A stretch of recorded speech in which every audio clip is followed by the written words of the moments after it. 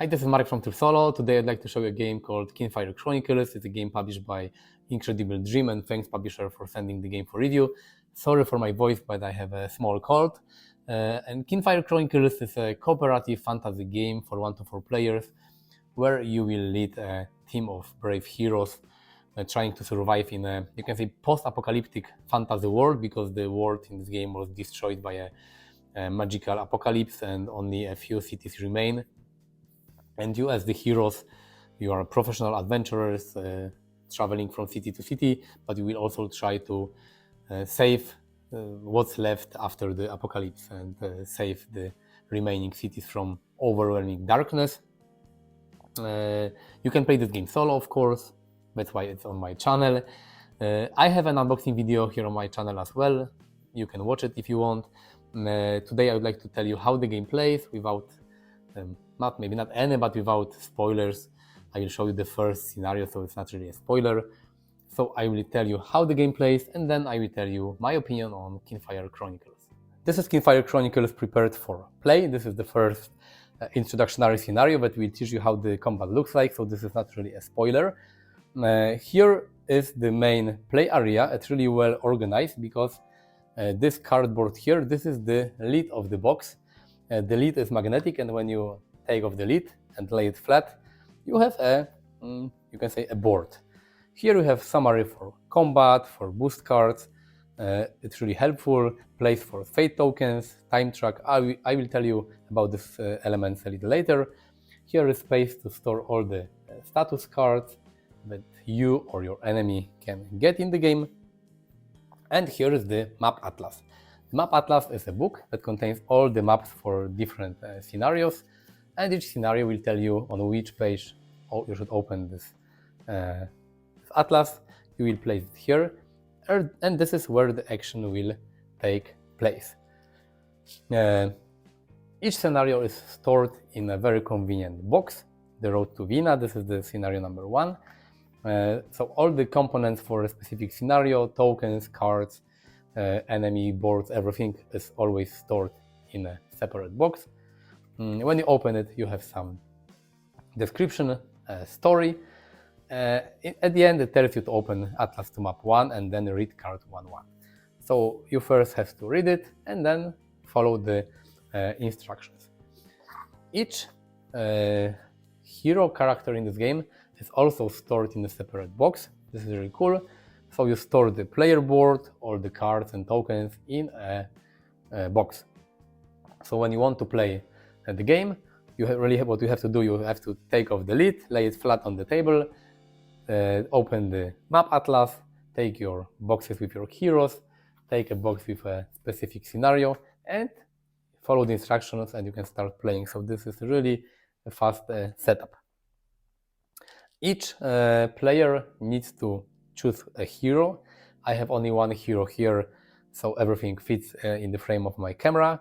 But basically, each player needs to choose one hero. If you play solo, you have to use 2 different heroes, and the player board will look like this. You have the name of your character, a specific ability. Each character has got a different ability.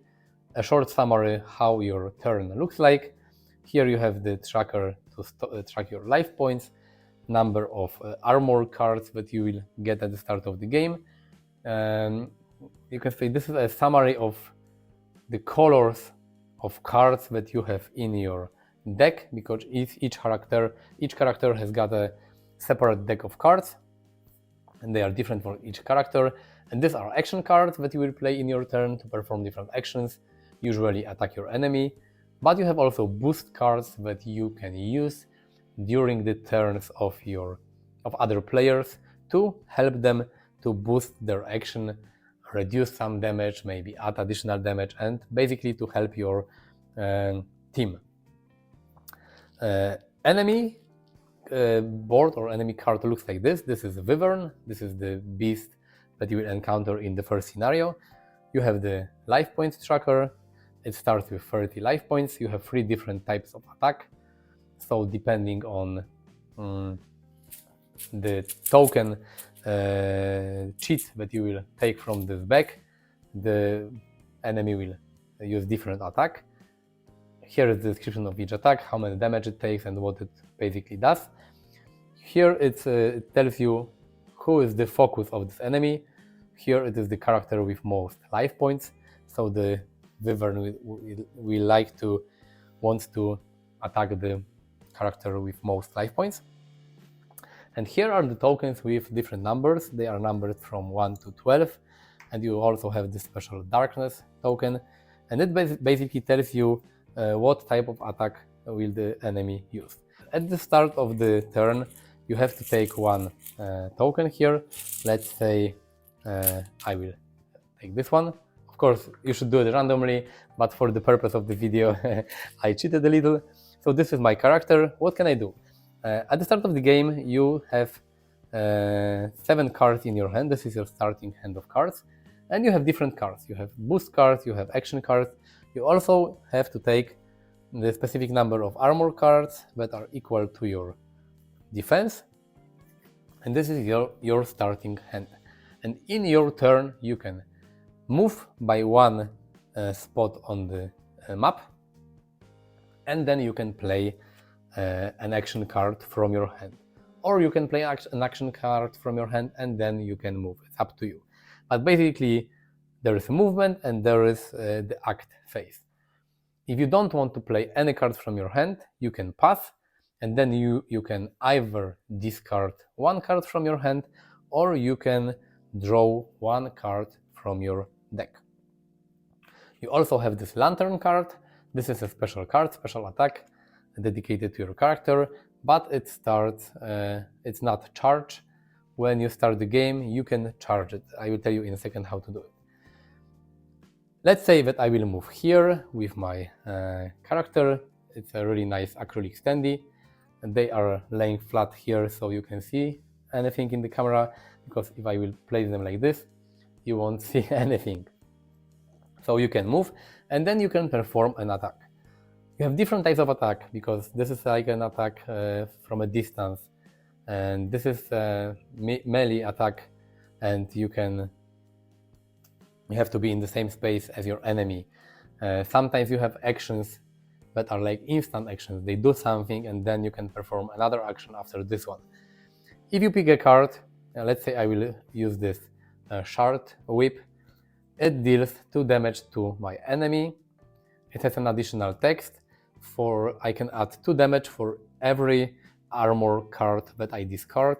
So if I have these 3 cards, I can discard them to add 6 damage in this case to this attack, and I will deal 8 damage to the enemy.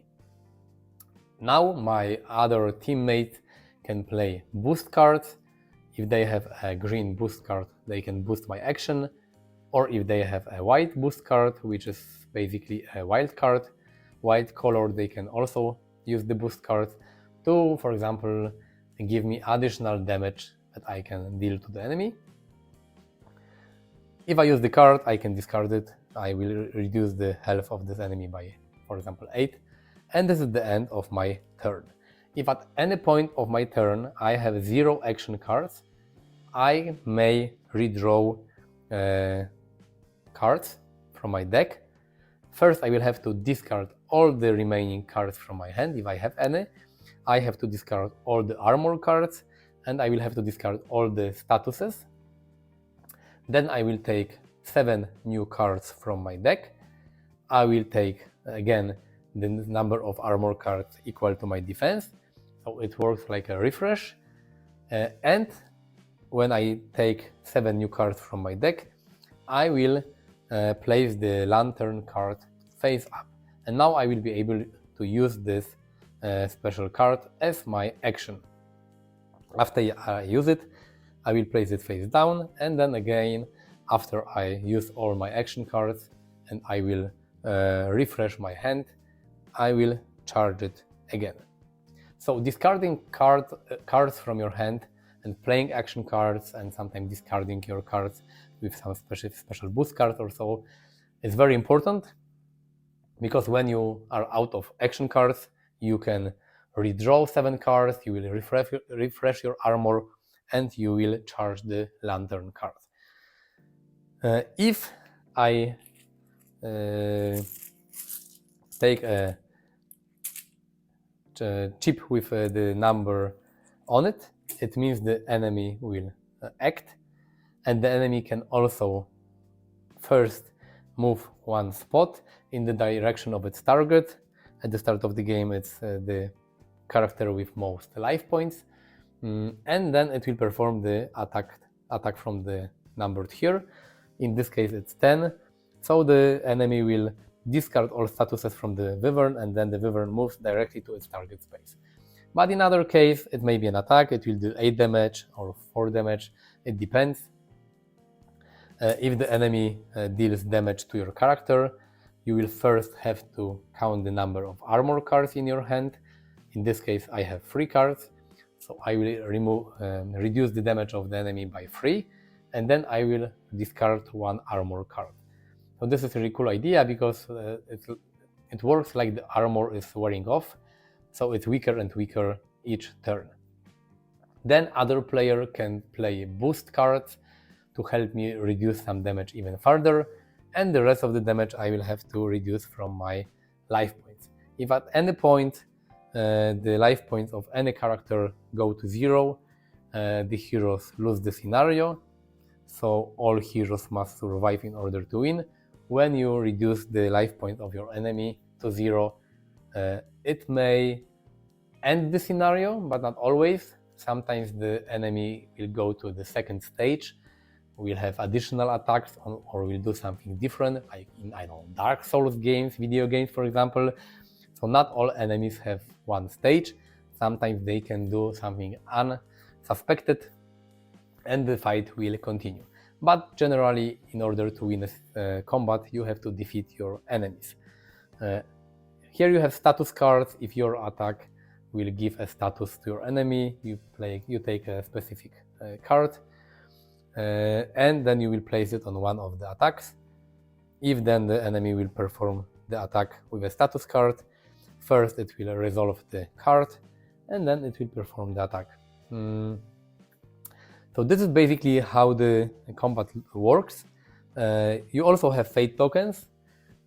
You start with 2. You cannot have more than 3 in one scenario. At any point you can discard a fate token to draw 4 cheats from this deck. You will choose one and then you will place the remaining here. So it helps to, you can say, mitigate the randomness of this deck. But also the players, they have sometimes cards in their hand that allow them, I don't have a card like this here, but cards that allow to redraw a token from this deck as well.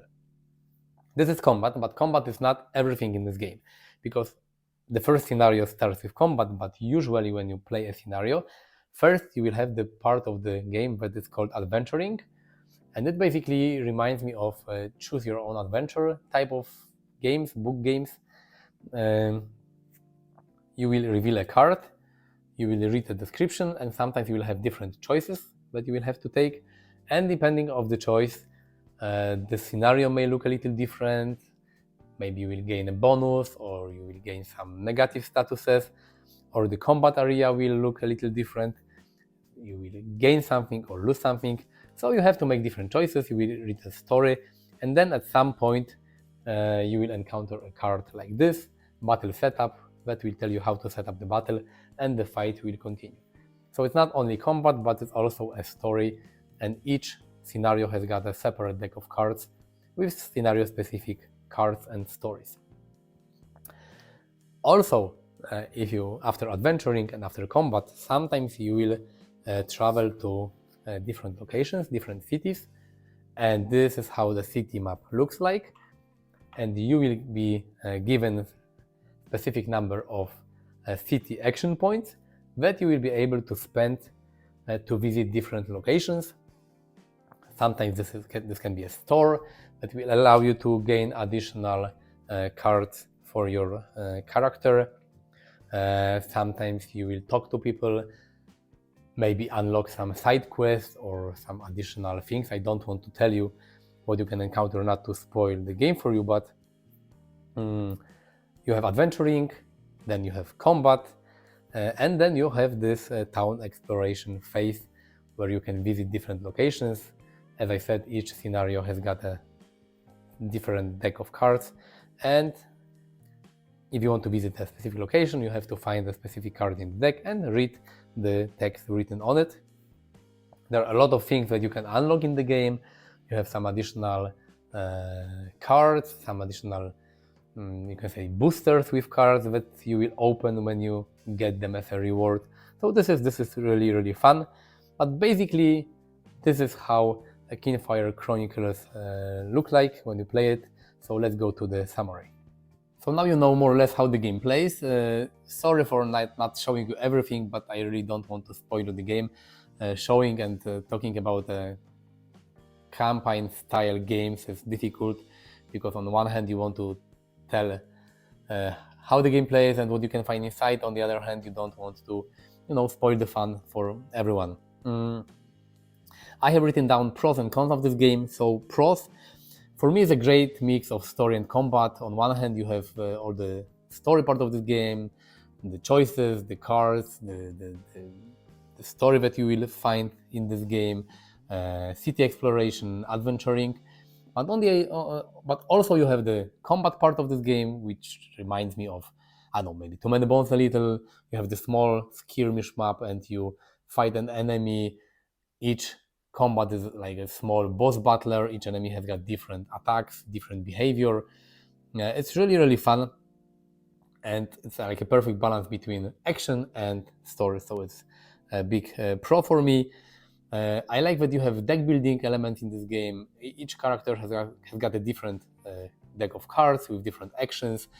You can also customize this action. You can gain new cards. You can exchange some cards in your deck with new ones. So it's cool. I like deck building games, and I like this deck building in this game as well. Also, it's cool that there are a lot of things that you can unlock. You have sealed boosters, you can say, in this game with new cards that you will unlock as a reward. The new cards can be added to your decks. So it's cool.